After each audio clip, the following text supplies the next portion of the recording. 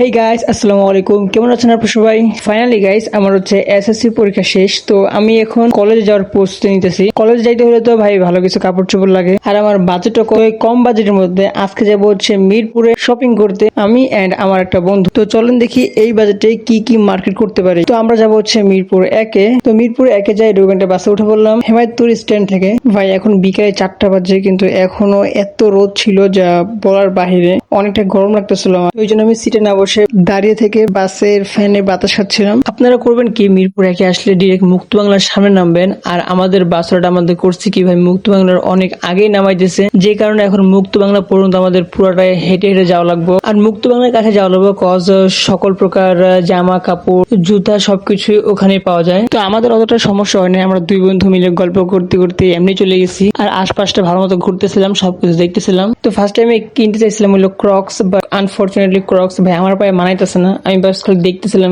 তো পরে ওগুলো দামাদামি করলাম, বাট দামে আমার সাথে মিলতেছিল না, এন্ড ওগুলো আমার পায়েও মানাইতেছিল না। তো এজ এ রেজাল্ট আমি এগুলো না নিয়ে চলে গেছি। ভাই একবার আপনারা দেখেন আমার পায়ে এটা কি ফালতু লাগতেছিল, আমার কাছে একটু ভালো লাগতেছিল না। যেহেতু কলেজ যাবো তো একটা ভালো ব্যাগও লাগে, তো আমি করছি কি একটা ভালো ব্যাগও দেখতেছিলাম। ভাই এখানকার ব্যাগগুলো সবগুলো জোস ছিল।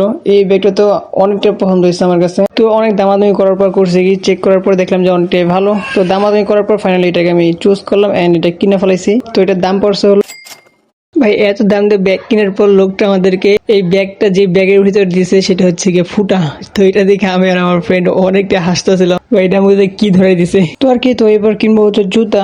তো ওই জন্য চলে যাচ্ছে সামনে অনেকগুলো জুতার দোকান আছে, তো ওখান থেকে জুতা কিনা লাগবে আমার। ভাই এবার জুতা দেখতে এসে আমাদের এখানে শার্ট পছন্দ হইতেছে। তো এখানে অনেকগুলো শার্ট ছিল সুন্দর সুন্দর। তো ভাবলাম যে আগে শার্ট গুলো কিনে নিই, পরে জুতা কিনি। তো অনেক বাছাবাছি করার পর আমি এখান থেকে এই পিঙ্ক কালারের শার্টটা আর বেজ কালারের শার্টটা, এই দুটো শার্ট কিনছি। আর এই দুটো শার্টের দাম পড়ছে হলো ফাইনালি শার্ট কিনা তো ডান। এখন কিনবো হচ্ছে প্যান্ট। তো আমি প্যান্ট কিনতেছিলাম হলো 2টা। তো এখানে আমার মন মতো 2টা প্যান্ট ছিল না, এখানে আমি একটা প্যান্ট কিনবো, সেটা হচ্ছে গিয়া মোবাইল প্যান্ট। তো আমি প্যান্টের ঘনত্ব মাপনে নিচ্ছি এন্ড চেক করে নিচ্ছি, এটা সব দিকে পারফেক্ট ছিল।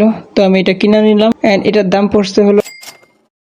এরপর সন্ধ্যার দিকে আমরা খেলাম হচ্ছে একটা লাচ্ছি। প্রথমেই ভাই আমার তো অনেক টায়ার্ড হয়ে গেছিলাম, তো ভাবলাম আগে একটা লাচ্ছি খেয়ে নিই। আর অনেক দেরি হয়ে গেছিল, এখনো বাসা যাওয়ার লোক। আমরা যে নতুন ব্যাগটা কিনছিলাম, আমরা করছি কি যেতগুলো মার্কেট করছি সবগুলো এই ব্যাগের মধ্যে ঢুকাই নিছি, যাতে আমাদের কষ্ট কম হয়। তো এরপর আমরা যাচ্ছিলাম আরো সামনে কিছু খাওয়ার জন্য। তো আমার ফ্রেন্ড বললো যে বাসায় দেরি হয়ে যাচ্ছে, তুই তাড়াতাড়ি করে ফুচকা খায় তাতে বাসায় জায়গা। তো তারপর করলাম কি, আমরা ফুচকা নিলাম 2 প্লেট এন্ড ওইটা খাইতেছিলাম। তো এই ছিল ফুচকাগুলো। ভাই ফুচকাগুলো তো অনেক বড় বড় ছিল, এগুলো দেখতে অনেক ভালো লাগতেছিল। আর খাইতো ভাই, এখানে হয়েছে কি ও মানে একটা ফুচকা আসতে মুখে ঢুকাইতে পারে না, কিন্তু ওই আবার আমার বলতেছিল ভাই তুই একটা ফুচকা কিভাবে খাস পুরোটা মুখে দিয়া। তো মানে একটা ফুচকায় 3বার না 4বার বাইট দিয়ে খাইতেছিল। তো পরে আর কি আমি ওরা শিখাইতেছিলাম যে কিভাবে একটা ফুচকা আসতোই মুখে দেওয়া লাগে। তো আর কি খাওয়া দাওয়া করে এখন আমরা বাসে উঠে পড়ছি বাসা যাওয়ার উদ্দেশ্যে। কজ এদিকে আমরা অনেকক্ষণ ছিলাম ভাই, প্রায় 3-4 ঘন্টা অনেক কিছু মার্কেট করছি, যেগুলো আনফরচুনেটলি আপনাদেরকে সবগুলোই দেখাইতে পারি নাই। আর কেন দেখাইতে পারিনি ওটা আমি একটু পরেই বলতেছি। তো আর কি গাইস, ফাইনালি ভাই চলে আসছি। ভাই মার্কেট গুলো দিয়ে তো আমার পুরো ড্রয়ার ভইরা গেছে।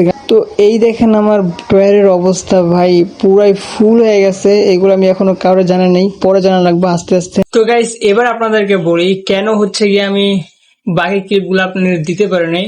কজ ওগুলা ভাই আনফরচুনেটলি কেমনে জানি ডিলিট হয়ে গেছে। আমি আজকে বাসায় দেখতেছি যে ওই ক্লিপ গুলা নাই গা একবারে টোটালি।